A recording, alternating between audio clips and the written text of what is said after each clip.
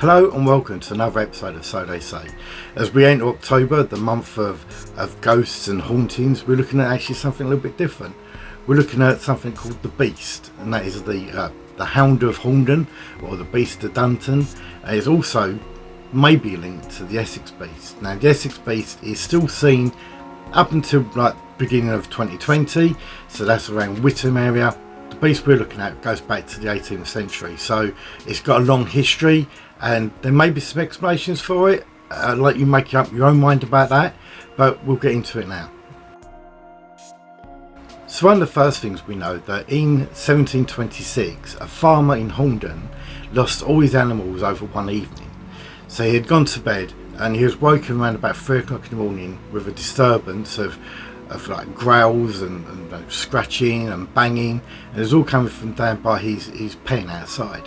He went down to find literally covered in blood everywhere, and all the animals had been ripped apart. Now this was completely out the norm. He was used to things like foxes getting chickens and things like that, and you got to remember that during this time wolves had been extinct in the country for like 200 years, 300 years. So it was sort of unprecedented. There's nothing that would have gone on this. He first thought it was some lunatic that had gone in there and killed all his animals, but then he was finding these big footprints all around his farm that was like covered in blood, and bloody footprints leading down the pathway out of his farm. 6 months later, in 1727, a lady had left the Bell Inn and was walking home to her cottage just halfway down the hill, where she see a black shape run across the path. She was taken back by it, but carried on walking. As she neared her pathway to her house, the animal turned around and growled, and she described it as the size of a donkey, a really large donkey, and it was just running towards her. She dropped whatever she was carrying and she ran in and shut the door. The animal jumped at the door and was scratching at the door. She called for her husband. Her husband came down, went to the door, opened it, and the animal had actually was running back down the pathway. And again, he described it as really large. He said it's like a calf, the size of a calf.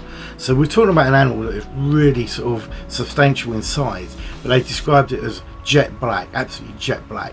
Now, we know these rumours about panthers and all that sort of stuff running wild in the country. There may be truth into it. We're not sure. There seems to be some evidence that may be out there, but this is going back to like 1726. It's a long time ago. We could say that with trade going on in the country at that time, there's an opportunity for tradesmen, especially in Thurrock, where we had a lot of trade coming through Tilbury and the local ports, and coming up to Fobbing, there's trade coming in from there. People coming over from like Africa and India, bringing different types of animals in. So there is a chance that one of these animals could have got free. After the event in 1727, a group of farmers got together and went hunting for this beast, this animal, and it became to be known as the Hound of Horndon. But obviously that name didn't actually stick till after Conan Doyle's book come out, the Hounds of Baskerville.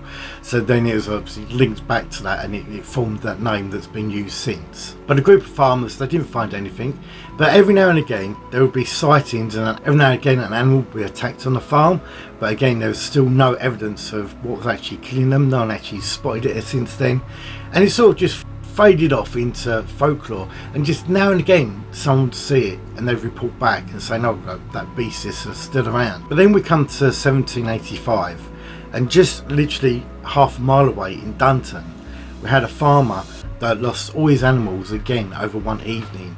They were all ripped apart.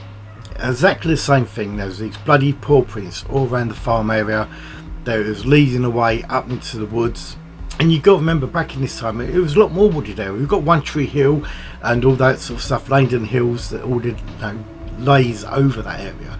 So it was quite easy for things to attack and go back into like their nests or their hiding, whatever. But the farmers, again, they got together. They still couldn't find anything. There was no traces of it.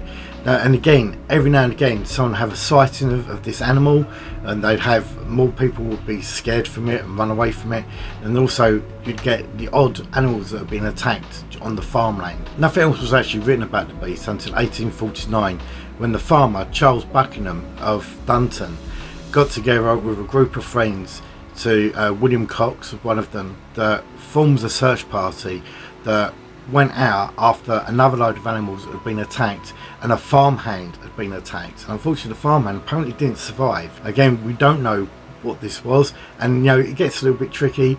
No real police investigation there. It could have been a murder that was covered up with saying it was a beast attack, but they formed a search party, and over the period of a whole year they went out every night trying to hunt this animal down, and it's quite a substantial search, but again they never found it, so it was still left in that sort of myth. Nothing more really comes up about it until we have another report from Dunton in 1912. Obviously this came up into the wartime, where people were farming the land more, and there's more reports of this animal being seen in the distance, and farmers trying to take pop shots at it in case it was destroying their flock or anything like that. But again, the more people that are out there working on the fields, more chance it was being seen.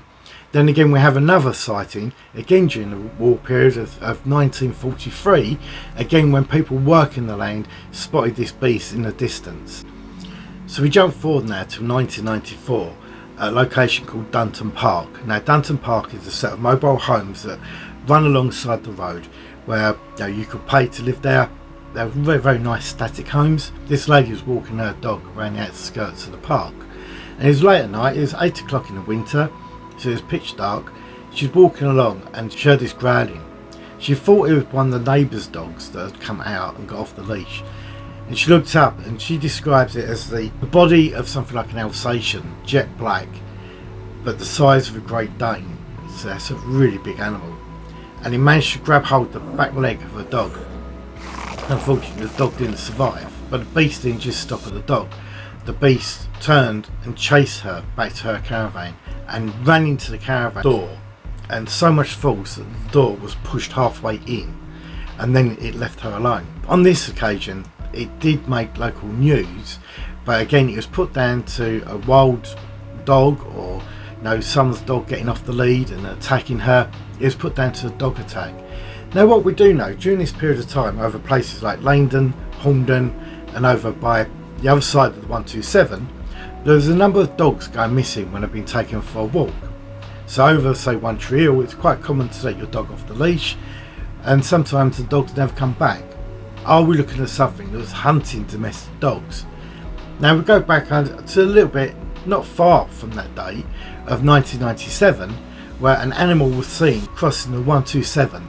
So the 127 runs just behind Dunton and Horndon, going over into Brentwood. And this is where you can start linking it up to the Essex beast. So this animal in 1997 was seen crossing the 127, going up towards Brentwood and the South Wald area. Now we know there are reports from the South Wald in Brentwood of beasts like, or panthers and stuff like that, but at the same time we've got the Essex beast.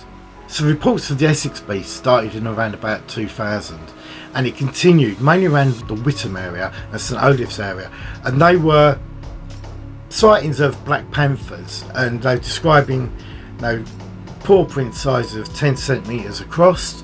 I'm not saying you can't get domesticated cats that got that paw print, but that's large. That is a panther sized paw print. And then we had another report in, I've got them written down, 2003 in Witham, 2008, 2012. In 2012, the police set out a search party where they were chasing after these large footprints. So again, we've got a large search going on, and there's newspaper reports, where's Kitty and all this sort of stuff, because there was a domesticated cat found, a large domesticated cat, that people did put some of those sightings down to. But again, we had these reports of dogs going missing and dogs being attacked all around Witham area, up to sort of Brentwood and down to to Margaretting. So Margaretting in 2017, it was October, again this dog, or this beast, was seen running across the road, and the cars were slamming on. It was a confirmed sighting. It was seen by more than just one person, and it was put down to this panther. So do we have a beast running around here? Do we have the Hound of Horndon, the Dunton beast, the Essex beast? Are we still got this wild animal running around that can be attacking our domesticated animals when we go out? I've not heard anything recently. It's gone a little bit quiet. So, but up until 2017, books not long ago. So let me know if you've ever heard any stories about this Beast of Essex, or the Horndon Beast, or the Dunton Hound, or whatever. Gone wrong way round. Let me know if you've heard any stories of the Horndon Hound or the Dunton Beast, and give me your take on it. What do you think it is? I'll catch you in the next one. Hopefully it won't be so far away. We'll try and get some more videos done during this time in October, but in that time, hit the subscribe button and hit the like button. I'll see you soon. Bye.